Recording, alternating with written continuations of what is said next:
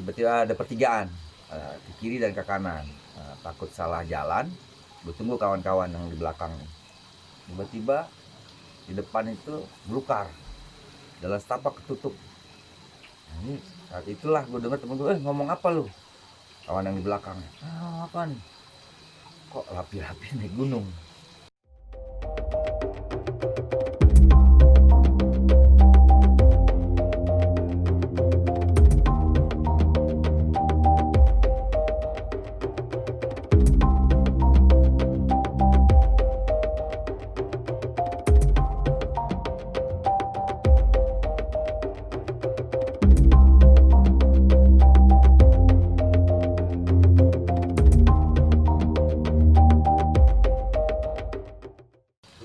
Jadi pada bulan Desember tahun 1990, gue sama 4 orang kawan di mesin FTUI, gue udah kuliah di mesin nih.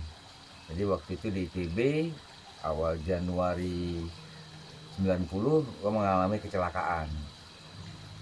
Patah kaki waktu main voli sama anak teknik tambang ketika itu. Jadi gue waktu itu mau dioperasi, orang tua bawa ke Haji Naim, kaki patah 3 waktu itu. Waktu itu gue ditolong sama Agung, diangkutnya, digendongnya ke lapangan poli ITB, bawa ke Boromius, terus saya dibawa ke Haji Naim, padahal mau dioperasi tuh, dijemput sama Babi dan dua abang gua, dibawa ke Haji Naim. 3 bulan beres. Tadinya gua malah lanjut di ITB atau ikut tes lagi ya. ITB gue waktu itu di farmasi, akhirnya gue ikut tes lagi, dapat di UI, alhamdulillah dapat di mesin. Rupanya di mesin ketemu teman-teman yang hobi naik gunung. Jadi liburan semester awal itu kita berlima, gua, Anang, Sony, Denny, dan Royan pakat naik Gunung Ciremai. Gunung Ciremai kita naik bus dari Depok, terus saya lanjut ke Cililitan, kalau nggak salah waktu itu kita naik ke Kuningan. Kuningan kita pagi, jadi udah semalaman tuh, pagi sampai Kuningan. Kita langsung bablas mampir di Juru Kunci. Ya di Juru Kunci ya nggak ada pesan yang aneh-aneh lah, kita naik aja lewat Linggarjati.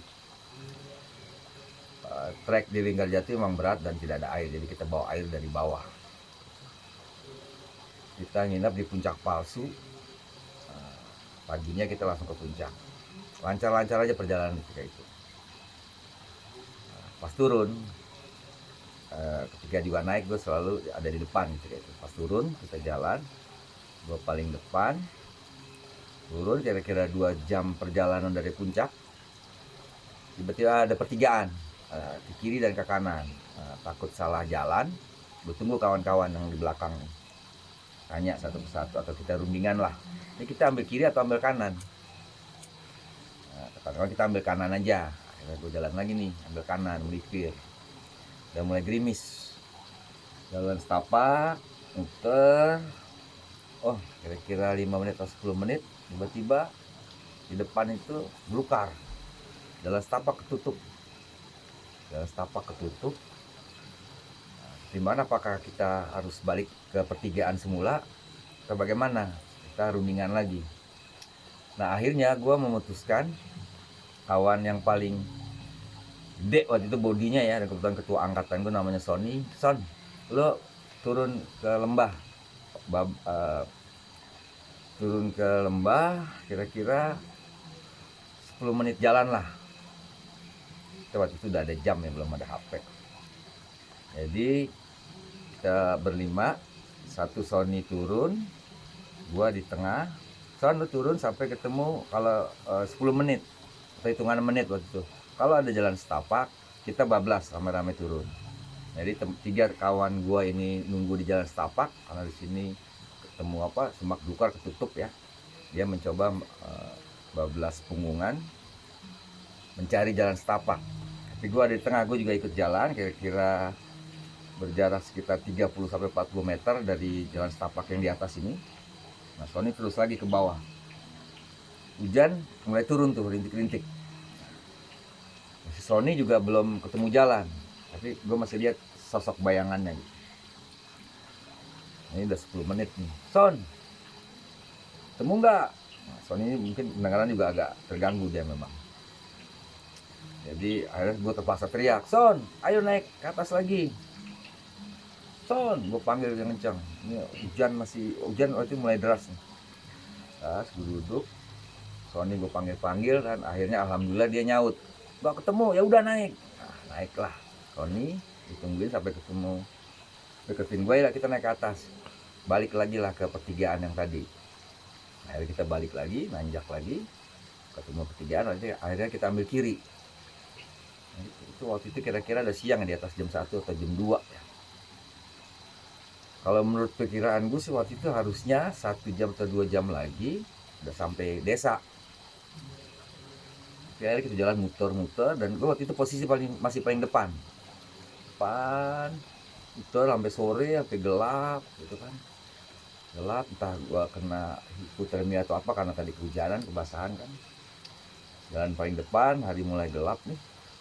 Tiba-tiba di sebelah kiri gua melihat keluarga cendana. Ini agak aneh nih. Di depan kok ada Mbak Tutut ini naik dari tebingan ke atas lewat semak belukar gitu. Misalnya gue jalan sini, mereka dari sebelah kiri nanjak. Yang gue ingat sosok Mbak Tutut, Tommy Suwarto sama Bambang. Ini tahun 90 ya, bulan Desember ingat gue. Ngapain ini keluarga cendana kok rapi-rapi naik gunung? Tapi mungkin nggak keluar di ngomong batin ya. Ngapain? Gue jalan masih paling depan sini. Nggak lama kemudian, ini kan sudah gelap nih. Jadi terasanya kayaknya muter-muter aja kan. Nggak lama kemudian tiba-tiba gue ngeliat di sebelah kanan, ini kan sebelah kanan ini hutan, sebelah kiri tebingan. Ada sosok pakai topi caping nggak berapa besar, pakai baju hitam dan megang tongkat. Ketika gue jalan, dia kayak orang menepi ngasih jalan. Otomatis karena kita dibiasakan harus sopan ya, gue teriak, punten Kang. Nah, ini saat itulah gue dengar temen gue, ngomong apa lu? Kawan yang di belakang, apaan nih? Kaget lah. Nah, gue mungkin udah halusinasi atau apa ya. Tapi yang pasti waktu itu kawan Royan kalau nggak salah, udah kita istirahat. Akhirnya istirahat, kita bikin bivak. Ini seingat gue ini udah gelap waktu itu ya. Akhirnya bikin bivak, kita istirahat lah di situ. Istirahat, pagi bangun, segar lagi gue. Fit lagi, turunlah jalan dan nggak lama kemudian juga kelihatan ada tukang kayu. Nanya lah, cari kayu ya. Ntar lagi dek, bahasa Sunda. Kita benar, alhamdulillah sampai. Hampirlah lagi kita ke Juru Kunci kan. Ceritalah sama Juru Kunci, kemarin kita jalan muter-muter Pak, makanya kita nginep lagi semalaman, harusnya udah pulang nih. Nah, kata si Juru Kunci, aduh masih untung dek,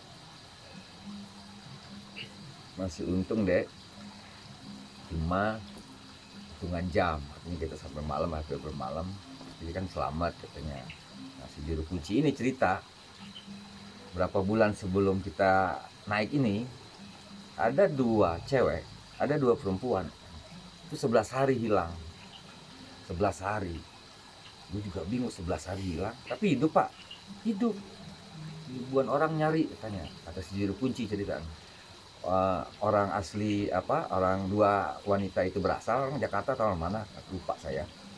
Mereka ikut nyari dan warga setempat juga ikut nyari, termasuk tim SAR.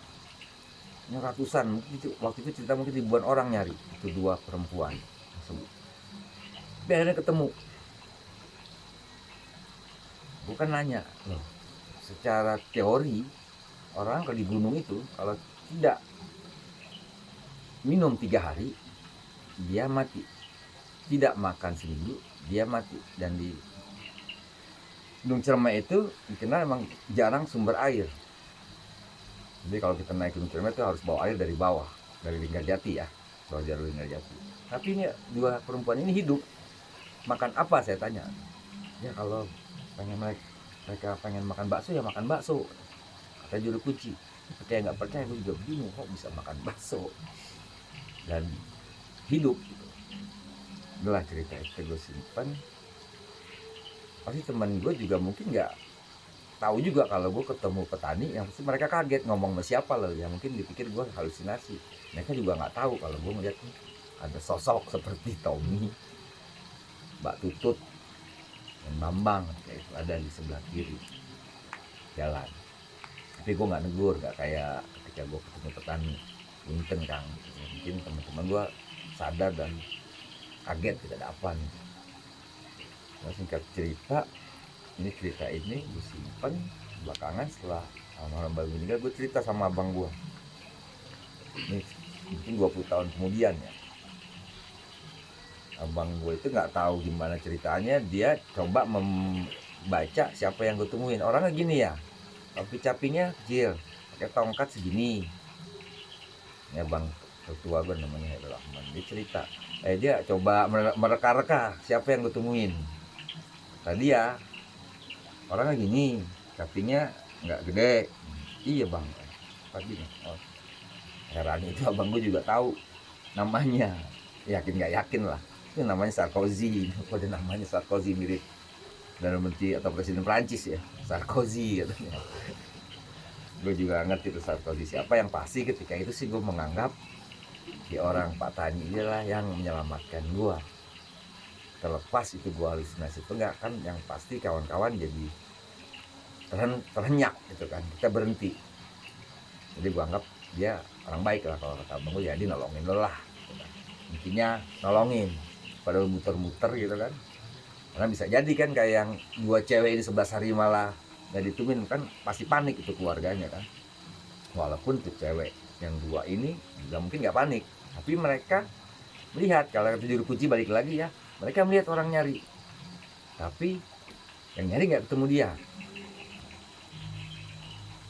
Sekitar 25 tahun atau 30 tahun kemudian, lebih dari 35 tahun, gue ketemu kawan namanya Oki Satrio. Oki Satrio ini istrinya istrinya itu sangat aktif ke kebudayaan di Kuningan, kan dia penganut Sunda Wiwitan ya di Kuningan tuh, yang tanda kutip yang sangat peduli dengan Gunung Ciremai.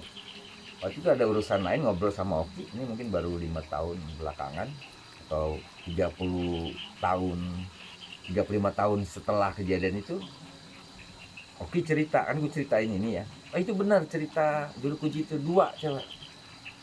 Dia malah ingat namanya, dia sebut namanya Ajang atau Sri siapalah, tapi pasti dia Oki ingat banget karena gue tim sarnya tuh.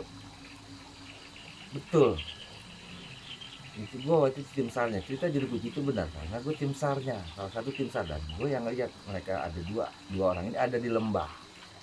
Nanti mungkin si Oki bisa cerita proses pencarian dua wanita ini, yang dulu gue anggap mungkin jangan-jangan juru kunci ini cuma ya cerita, cuma dari cerita, ternyata memang nyata. Dan si Oki ini kawan baik gue, dia ini lebih tua 5 tahun lah.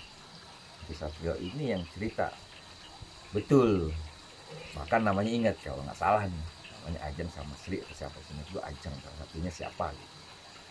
Nah, di Gunung Ciremai itu memang banyak cerita yang ya di luar nalar lah, di luar nalar. Kalau gue tadi ketemu sosok petani, mirip petani gitu pakai baju hitam, ada gue juga ketemu sosok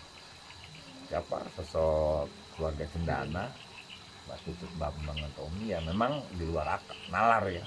Tapi gue ambil hikmahnya aja lah, ambil hikmahnya bahwa petani tadi itu adalah yang nolong ya. Makanya hikmahnya buat gue juga, gue harus berbaik-baik sama warga sekitar gunung. Warga sekitar gunung kan itu kan cenderung petani kan, jadi gue harus membela, tanda kutip membela hak-hak para petani rakyat di sekitar kaki gunung. Jangan sakiti mereka. Kalau tidak bisa menolong mereka, ya hormati mereka, itu aja.